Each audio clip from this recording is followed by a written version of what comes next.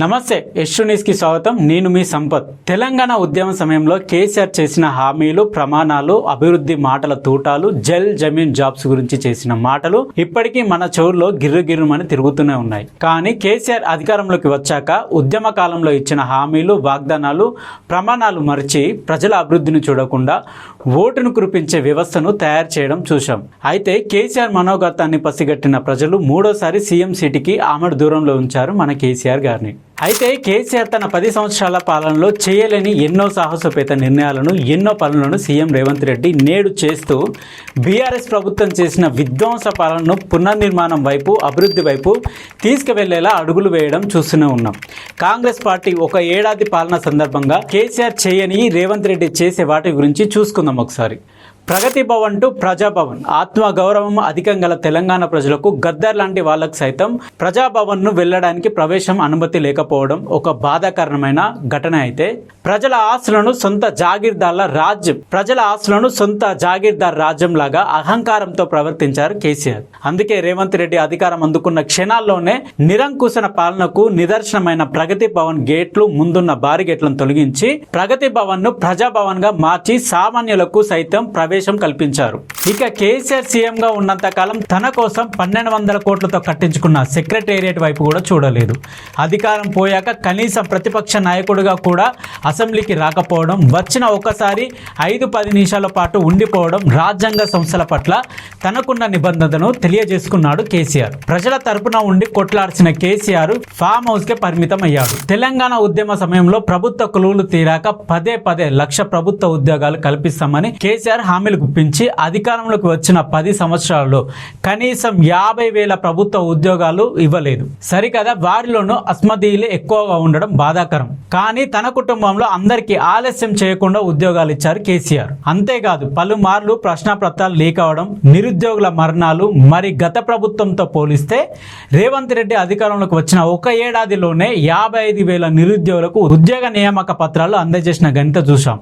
మరి గత ప్రభుత్వంలో కేసీఆర్ దళితుల విషయానికి వస్తే, తెలంగాణ రాష్ట్రం ఏర్పాటు అయిన వెంటనే దళితుడిని ముఖ్యమంత్రి చేస్తానని, లేకపోతే తల నరుక్కుంటానని ఆడిన మాటను తప్పిన కేసీఆర్ దాన్ని పాతర వేయడమే కాకుండా కనీసం అంబేద్కర్ జయంతి, వర్ధంతి సందర్భంగా ఆ మహనీయుడికి ఫోటోకి దండ వేసి నమస్కారం చేసిన సందర్భాలు ఎప్పుడైనా చూసారా? ప్రతి పేద దళిత కుటుంబానికి 3 ఎకరాల భూమిని అందిస్తానని చెప్పిన కేసీఆర్ ఆ తర్వాత మాట మార్చారు. హుజాబాద్ లో ఈటల రాజేందర్ని ఎన్నికల్లో ఓడించడానికి రైతు బంధు పథకాన్ని ప్రవేశపెట్టి ఆ తర్వాత ఆ పథకాన్ని నీరు కార్చలేదా? దీన్ని ఒక ఎన్నికల హస్తంగా వాడుకోలేదా? కానీ రేవంత్ రెడ్డి ప్రభుత్వం దళిత ఉపవర్గీకరణకు జ్యుడిషియల్ కమిషన్ వేసింది.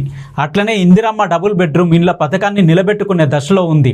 ఇకపోతే గత ప్రభుత్వంలో ఉన్న మాజీ కేసీఆర్ రైతుల విషయంలో ఎలా మోసం చేశాడో అందరికి తెలిసిందే కదా. ఎన్నికల ముందు రైతులందరికీ రుణమాఫీ చేస్తానని హామీ ఇచ్చి అధికారంలోకి వచ్చాక పాక్షికంగా కొన్ని దశల్లో మాత్రమే అమలు చేశారు.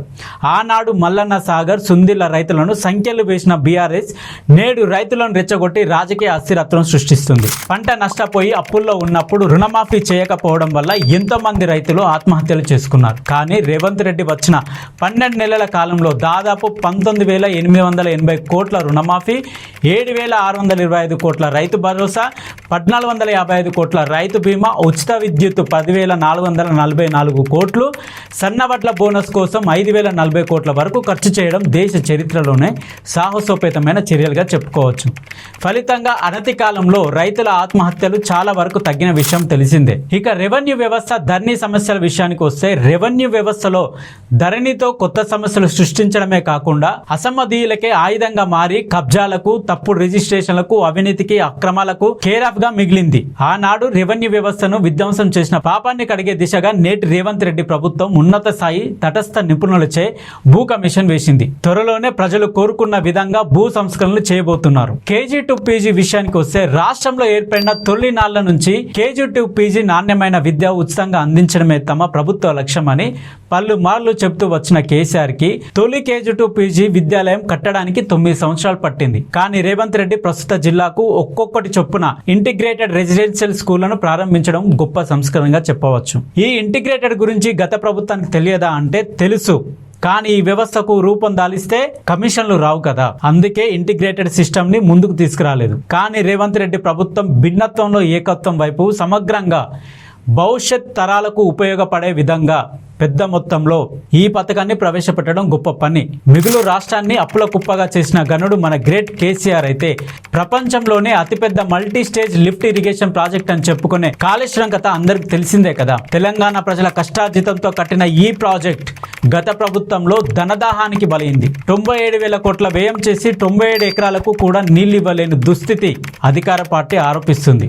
వార్డు మెంబర్ నుంచి దేశ ప్రధాని వరకు బీఆర్ఎస్ పార్టీకి కాళేశ్వరం ప్రాజెక్టు ఒక ఏటీఎం అంటూ పదే ఆరోపణలు చేశారు. కేసీఆర్ పదవీ కాలం ఉన్నప్పుడు వర్షాలు దండిగా పడటంతో చివరికి ఆ వర్షం నీటిని కూడా కాళేశ్వరం నీళ్లుగా చెప్పుకునే దుస్థితికి తీసుకొచ్చారు. ఇలా ఒక్కటేమిటి ఎన్నో చేసి మిగులు రాష్ట్రంగా ఉన్న తెలంగాణను అప్పుల రాష్ట్రంగా మార్చిన ఘనత కేసీఆర్ది. ఇక భవిష్యత్ తరాల కోసం రాష్ట్రంలో చెరువులు, కుంటలు, నాలాలను కబ్జా చేసిన వాళ్ళపై చర్యలు తీసుకుంటామని టీవీల ముందు మాట్లాడి ఆ తర్వాత ఓటు బ్యాంకు కొరకు హైదరాబాద్ ప్రజల భవిష్యత్తును తాకట్టు పెట్టి కబ్జాదారులకు దాసోహం అయ్యాడనే అపవాదును మాజీ సీఎం కేసీఆర్ మూటగట్టుకున్నారు. కానీ రేవంత్ రెడ్డి ప్రభుత్వం రాజకీయ ప్రయోజనాల కన్నా భవిష్యత్ తరాల ప్రయోజనమే మిన్నగా ఆలోచించి గ్రేటర్ హైదరాబాద్ పరిధిలోని చెరువులు, కుంటలు, ప్రభుత్వ స్థలాలు ఆక్రమించి నిర్మాణాలు చేపట్టిన వారిపై హైడ్రా ఉక్కుపాదం మోపుతున్న సంగతి అందరికీ తెలిసిందే. అలాగే మూసిపై ఎన్నో డాంబికాలు పలికిన గత ప్రభుత్వం చేయలేని పనిని రేవంత్ రెడ్డి ధైర్యంగా మొదలుపెట్టడం చరిత్రలో నిలిచిపోయే చర్యగా అభివర్ణించవచ్చు. కాంగ్రెస్ ప్రభుత్వం వచ్చి సరిగ్గా ఏడాది పూర్తి చేసుకుంది. మరి ఇంత చేస్తున్న రేవంత్ రెడ్డిని ప్రజలు ఆదరిస్తారో లేదో తెలియాలంటే వెయిట్ చేయాల్సిందే. మరి వచ్చే లోకల్ బాడీ ఎన్నికల్లో ఎవరిని చేరదీస్తారో చూడాలి. ఈ వీడియో మీకు నచ్చితే please like, share, subscribe. Thank you.